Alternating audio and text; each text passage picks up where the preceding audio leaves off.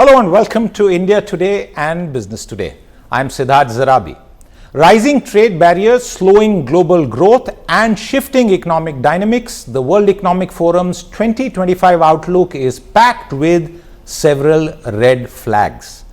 But amidst all that uncertainty, India stands out as that one bright spot all across the world. And joining us to unpack the current economic climate, what's happening globally with trade and business and India's role in the evolving international order is the President and CEO of the World Economic Forum, Borge Brende. Welcome to the show. With me, my colleague, Rajdeep Sardesai, the consulting editor of India Today TV. Borge, I'm going to take it at the top and basically get you to tell our viewers about your reading of the world economy at this point of time and what is happening as far as the various structural forces that seem to be reshaping the global economy as we know it. Firstly, thank you for inviting me to your show. And it is true that the global growth is more sluggish than it was in the last decades.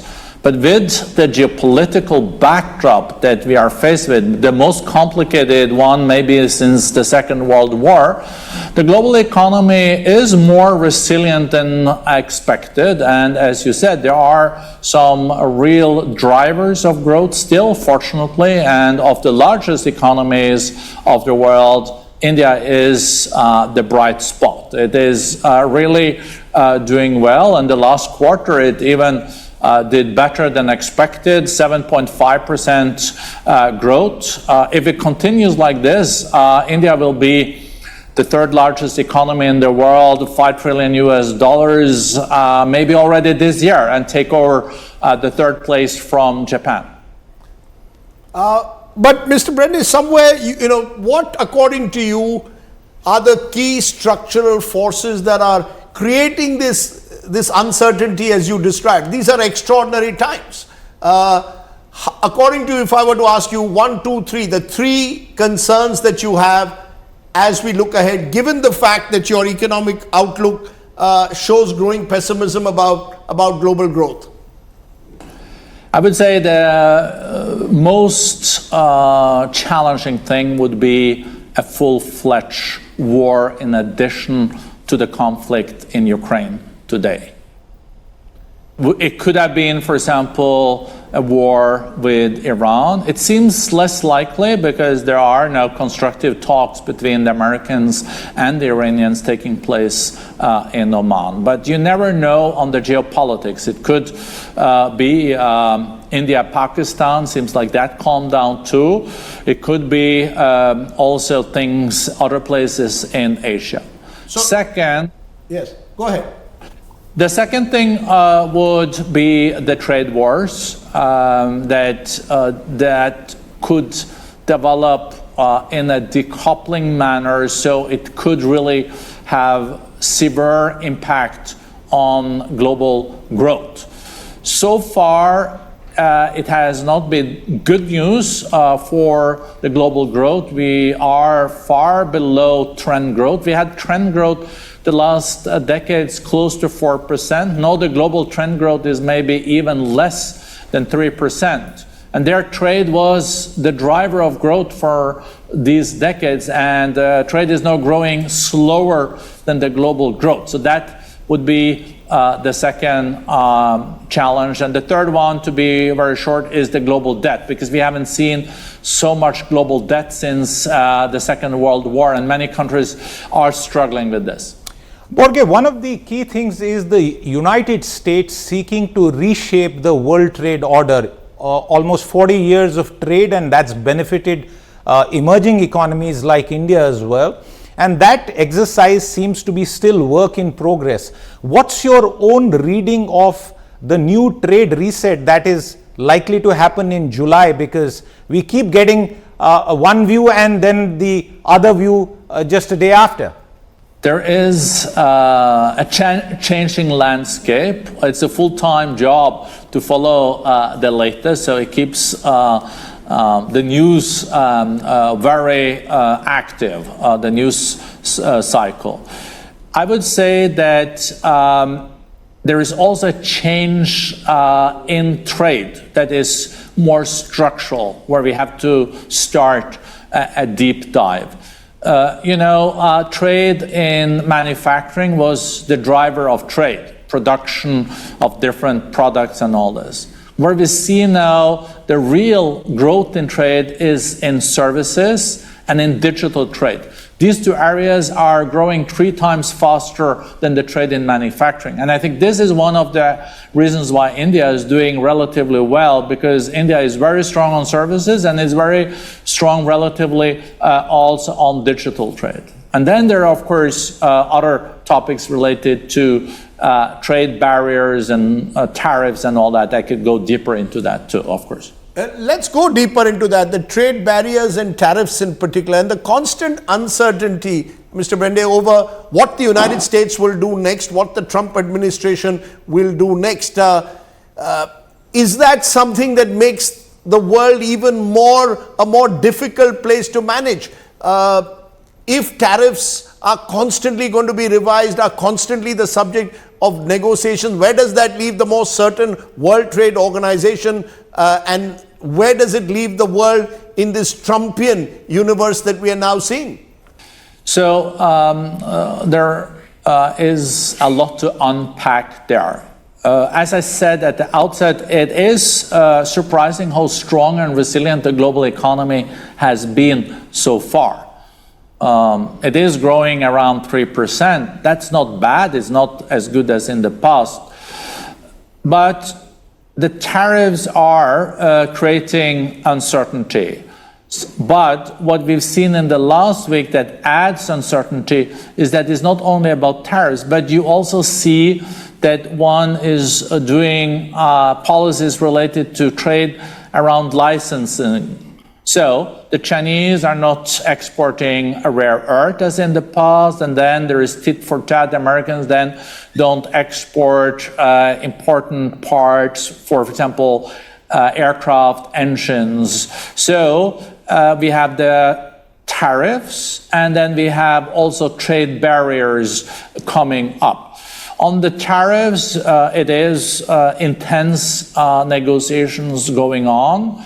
The UK made a deal with the Trump administration. Now EU is the largest market in the world, is negotiating, and the threat is 40-50% tariffs imposed 9th of July if there is not a solution. What we've seen so far, though, it has a tendency to reach a solution in those negotiations. So let's see, but of course the US-China piece being the most complex one, because they're almost 50% of the global economy together. So if that is not going well, because there have been hiccups in the last days, that's a one to watch. Borge, does it therefore mean that globalization as we know it has been permanently redefined, and a new era of industrial segregation will come across, where the US picks and chooses what suits its interests best, and other economies have to deal with sort of the mass level industrial activities later on? It is true that we had a geopolitical world order after the Cold War. That one is not there anymore. So we don't exactly know what the new world order is going to be. Hopefully it's not like the law of the jungle growing back. Also on the trade piece, it is true that the globalization that we had in the past, that you just follow the comparative advantages, you bought the input factors wherever it was cheapest and best. Now we are seeing also after COVID that companies and countries are securing their supply chains in a way that just in time is not good enough. Also you have to have just in case. I think some of that makes sense. It is more, there's no friend shoring, that you then trade with the countries that you feel are your friends, is complicating it.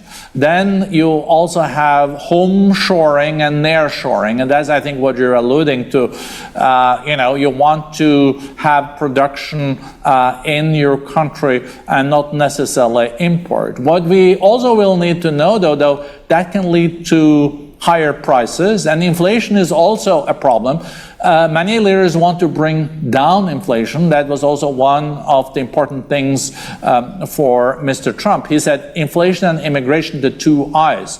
And to get inflation down, you also, of course, cannot see that the price of what consumers are buying is increasing. So there are many trade-offs here. I would say that the summer will show us more on how the tariffs are developing. And also we have seen an additional complicating factor is the legal situation on the tariffs in the US. Can that provision being used that have so far introduced the tariffs, does this go all the way to the Supreme Court? Has the administration to possibly use more cumbersome legislation to get through possible tariffs? So there's many unknowns here still.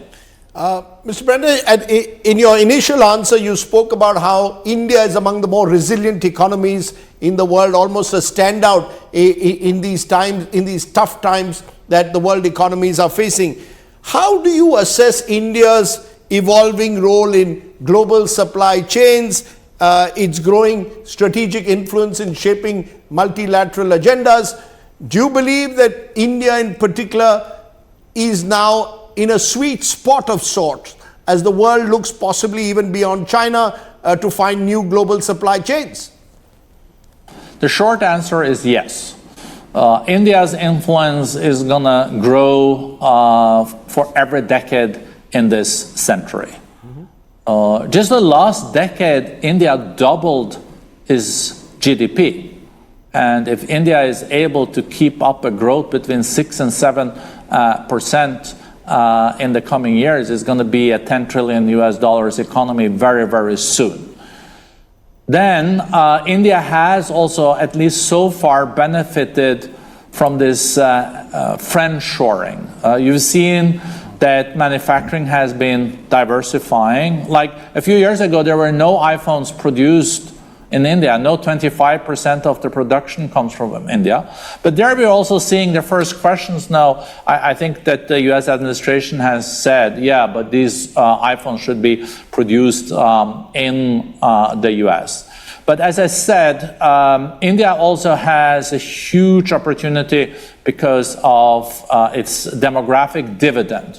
The median age in India is 28 years old. So the workforce is growing every year, and there is a lot of very savvy young people that are tech savvy that helps also when it comes to the digital revolution that we are faced with. But if India is going to keep the growth, of course, the deregulation, less red tape, better infrastructure, that the states communicate better with each other and all this, the reforms have to continue. But if it does, India will geopolitically and geoeconomically play a significant role also in the coming decades. Because, one of the challenges, Mr. Brende, for countries like India as well, you mentioned the demographic dividend, but we also have a demographic bulge in a way of millions of people entering the job market every month. And in the age of AI, will we be able to create sufficient jobs to cater to this large demand out there, this aspirational India? That's not just an Indian problem. It's become a global problem. How are you going to, along with growth, ensure greater employment? Is that the challenge in a way of the times in which we live? It is, but it's also a great opportunity. With every paradigm shift in technology, it can reduce or kill some jobs, but it can also develop new jobs higher up in the value chain that pays better. So, artificial intelligence is a huge impact factor on productivity. So our economists are saying that if you implement AI in a very proactive way, it can increase your productivity with 10%. And that's productivity gains we haven't seen for decades. And productivity, what is that? That is prosperity. It's like producing more for less. And then that gain can be reinvested. So, of course, there are jobs that are not going to exist in the future. In a way, I think India is better positioned because you do have a young population that is tech savvy. Yep. You're strong on services. You're also strong on the digital trade with this also digital IDs that you have. It is a comparative advantage, but of course it's very hard to then know what is happening in the future. But I think all changes can also be a good thing. You know, it's hard to predict where the jobs are coming from. Look in Switzerland. I'm in Geneva now. 100 years ago, 95% of the Swiss population worked in the agriculture sector. Now it's 2%, and they produce much more food than they did when 95% of the population worked in the agriculture sector 100 years ago. So you couldn't keep everyone there. It's a good thing that they moved on. Now they work in pharmaceuticals, they work in banks, they're better paid, and Switzerland is one of the richest countries in the world because they were actively saying yes to reforms and future-oriented policies. Borge, one of the leading search engines has said, AI search engines, that India is one of the largest user markets for it. But given that context and the debate that has been had over the past couple of years, which is regulating AI so that it does not lead to an increase in inequality, what's your stand and the forum's stand on that? I think the jury is out, to be honest. You know, the platform economy had a tendency of the winner takes it all. It was the big tech platforms, kind of private superpowers that had big market share. One could think that the start of the AI also would be a more the winner takes it all, because you need trillions of US dollars to invest in this hardware phase where you have the big language models. When you move from the hardware phase to the software phase, you can put applications on it, and then there's also opportunities for smaller movers. But then we saw suddenly this DeepSeek, this Chinese company that no one had heard about, not even the Chinese leadership, and they launched a language model that was like maybe 1/10 of the price of the big ones, and it was very competitive. So maybe we're already in the phase of software, so it is huge opportunities. And let's face it, if you look at the most valuable companies in the world today, the 10 most valuable ones, many did not even exist 30 years ago. So there can be companies that will be the world-leading companies that are not started yet. They can be planned now in Bangalore, India, in a garage, and they can still be the biggest ones in the world in the future. So I think the jury is out. Is it going to be the winner takes it all? Is wealth going to trickle down? Is it going to increase already the challenges we have on the Gini coefficient today or not? It's a hard predict.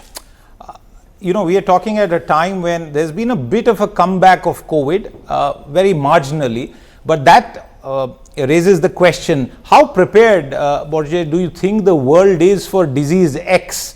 In a way, the COVID altered the world as we know it, and it took several years to come out of it. In terms of the overall healthcare system and the preparation, where do you think the world stands?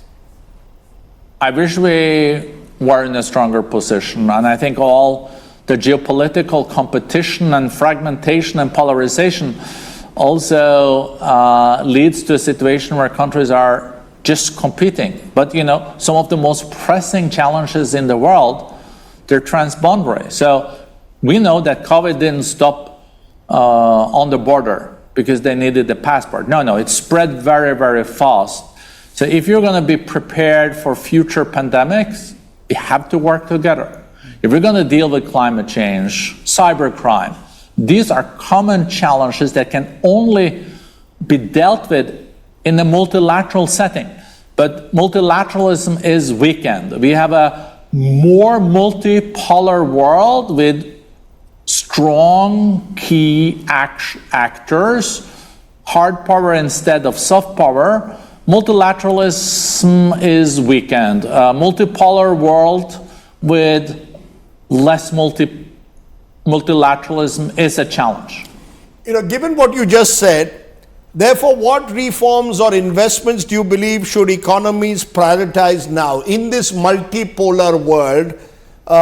You mentioned climate change, the environmental threats, there's economic volatility, and there are these geopolitical shocks that are taking place because of conflicts emerging in different parts of the world. From the forum's perspective, how do countries prioritize to ensure that they come out stronger at the other end of this disruption, of this age of disruption? Of course, it's tough to give advice, but I would say invest in education, research and development. I think that's the key for the future. Invest in the youth, also primary, secondary education, because so many talented young people there and they need access to good education. Make sure that you don't get too indebted. If you have too much debt, your biggest thing on your state budget will be paying on your debt. So you should not be tempted to do that. I think also develop good trade agreements with other countries, because the multilateral system, WTO, is incredibly important, but there is hard to get new deals. So India now just did a deal with the United Kingdom. India is looking into the EU. I think that's something I would do. Then I would also avoid unnecessary red tape. Look at all the challenges EU has on this. And that is also what is in the Draghi report that says you have to reduce unnecessary red tape. And I would also invest in infrastructure, because infrastructure is critical. I would also invest in good governance, excellent courts, transparency. I would also, if I was India, the strength of India is it's the largest democracy in the world. There is also discussions about the future, open discussions like this, and I think this is a strength for India. So investing in the future means that you also have to have good order in your finances, sound fiscal policy, sound monetary policy, then also trying to be open on the trade side, I think is important. Right, and very quickly before we wrap up this conversation, Borge, what's Davos next year going to be all about? I think that's a good point to end the conversation on. It is how to manage in the new, very challenging geopolitical and geoeconomic landscape. But even if countries are competing, there are areas where they can find common interest on collaborating. Future pandemics, climate change, cybercrime, how to also make sure that we don't lose the baby with the bathwater on economic growth when it comes to tariffs and trade competition. So Davos is a place to get together, try to find solutions even under very difficult circumstances. And we do already expect the key global leaders there in Davos. And of course, we hope we will see Prime Minister Modi back in Davos in January too.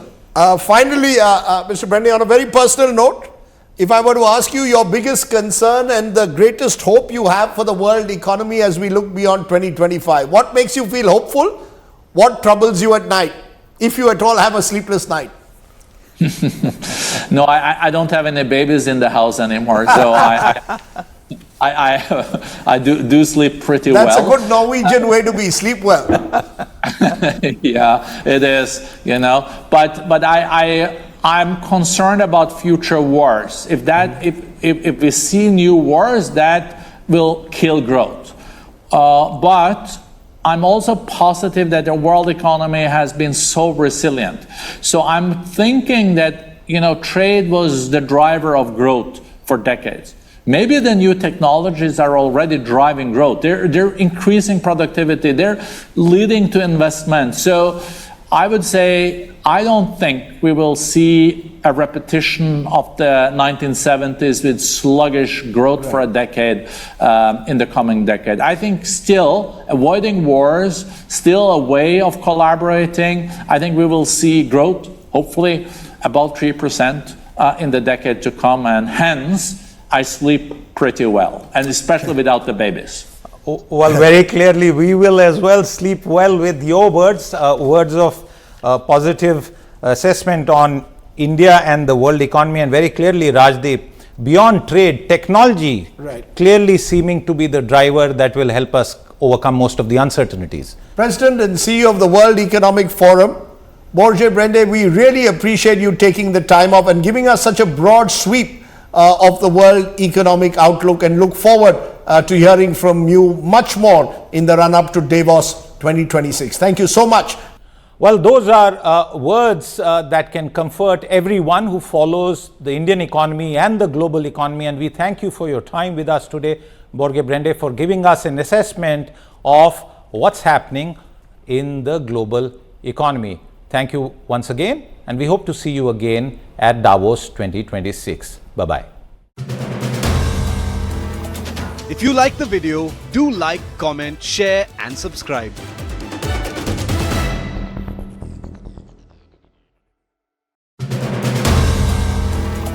If you like the video, do like, comment, share and subscribe.